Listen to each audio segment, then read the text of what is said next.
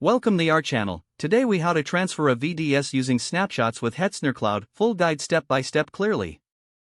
To transfer a virtual dedicated server using snapshots with Hetzner Cloud, start by logging into your Hetzner Cloud console.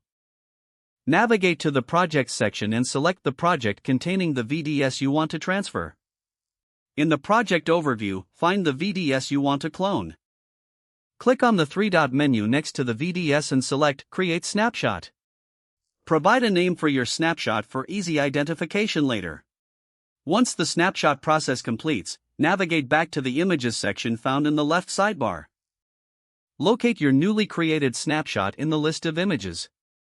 Now, go to the Servers section and click on Create Server.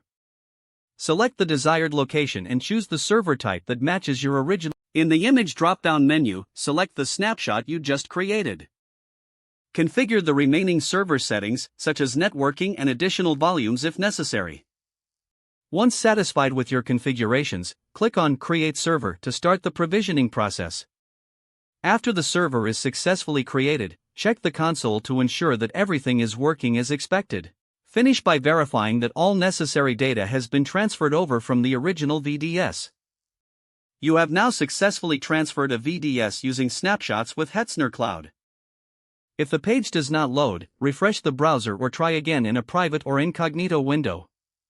Make sure you are using the correct email address, then retype it carefully to avoid small typos.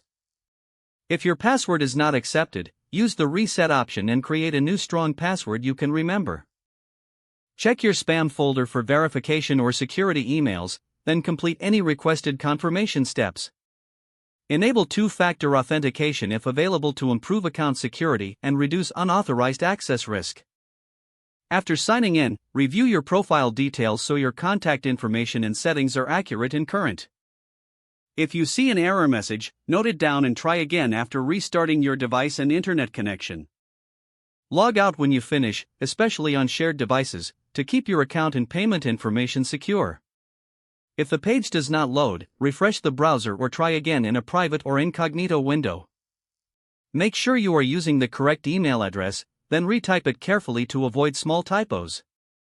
If your password is not accepted, use the reset option and create a new strong password you can remember. Check your spam folder for verification or security emails, then complete any requested confirmation steps.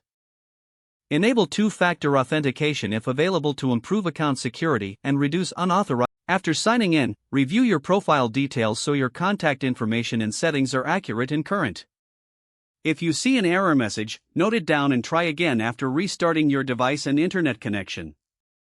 Don't forget to like this video and subscribe to our channel for more step-by-step tech guides.